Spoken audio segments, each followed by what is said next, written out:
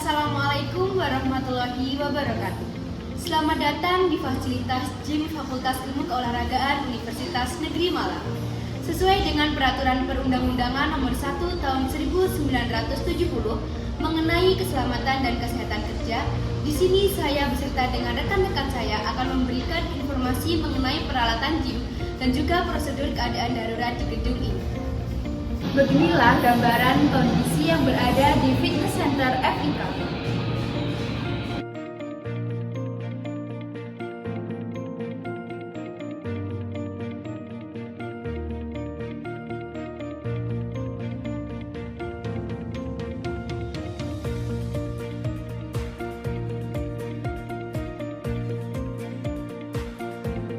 Kondisi peralatan gym di Fitness FIK ini terpantau masih bagus, baik, dan aman untuk digunakan. Fitness Center yang berada di Fakultas Ilmu Keolahragaan ini memiliki dua pintu, yang berada di depan dan di belakang.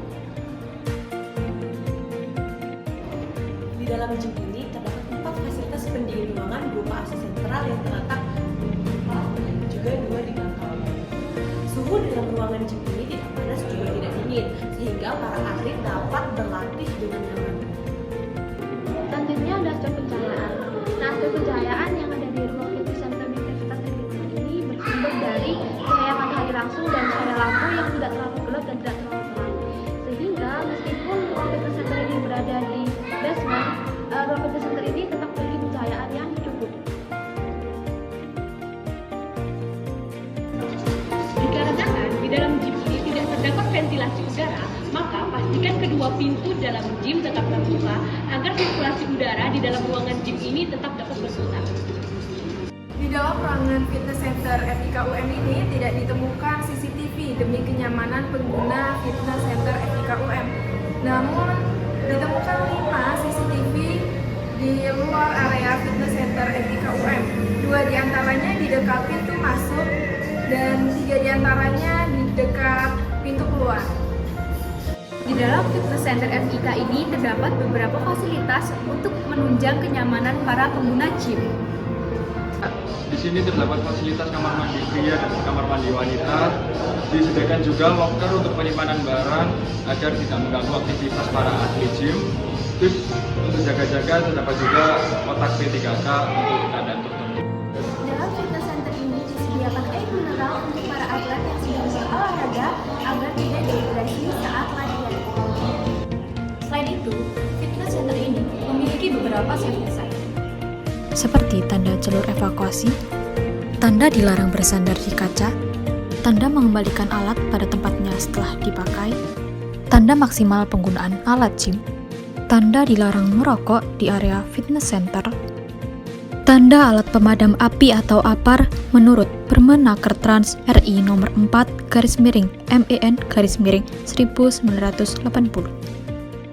Di pojok ruangan ini terdapat penyimpanan barbel dan dapat dibaca juga safety sign untuk mengembalikan barbel pada tempatnya setelah digunakan. Ini bertujuan agar barbel-barbel ini tidak menghalangi aktivitas atlet dalam berolahraga. Kemudian juga untuk memudahkan atlet mengevakuasi dirinya saat terjadi gawat darurat seperti bencana alam. Selain terdapat beberapa fasilitas, di dalam fitness center ini juga tersedia peralatan yang digunakan untuk keadaan gawat darurat seperti kebakaran. Di dalam fitness center FIKUM ini terdapat 2 APAR. APAR sendiri adalah alat pemadam api ringan yang berisi bahan-bahan untuk memadamkan api saat terjadi kebakaran ringan. Selain itu, ruangan gym Universitas Negeri Malang juga memiliki alat yang bernama fire sprinkle. Jadi fire sprinkle itu adalah sebuah sistem pendeteksi pemadam kebakaran yang memiliki media utama berupa air.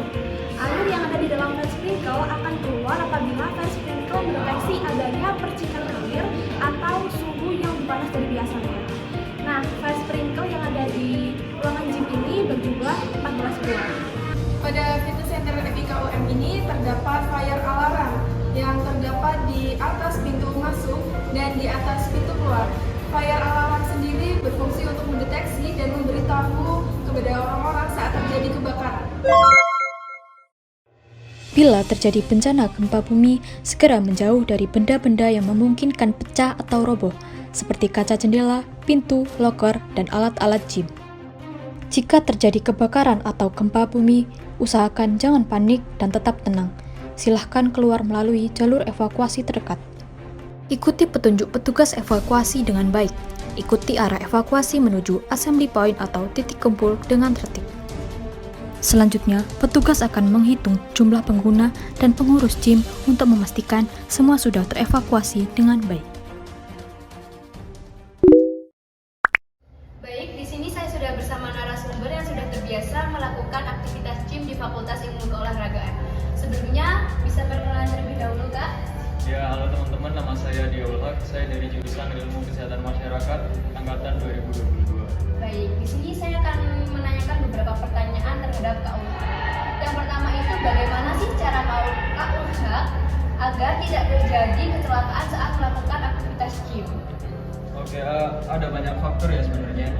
Mulai dari sebelum kita berangkat gym itu perut nggak boleh dalam keadaan kosong. Jadi biasanya saya itu makan ada interval sekitar 2-3 jam itu makan makanan pokok. Lalu pas di gymnya pastikan semua kayak peralatan kita, maksudnya itu kayak baju, celana itu sesuai dengan tempatnya.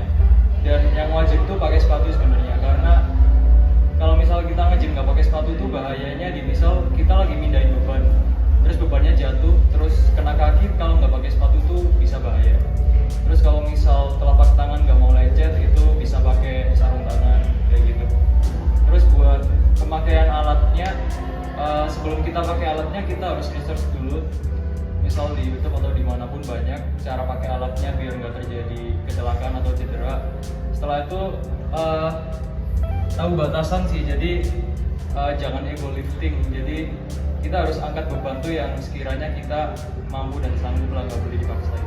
Baik, kalau untuk lebih jelasnya makanan yang biasanya Kak Ulha makan sebelum latihan gym itu apa saja sih, Kak?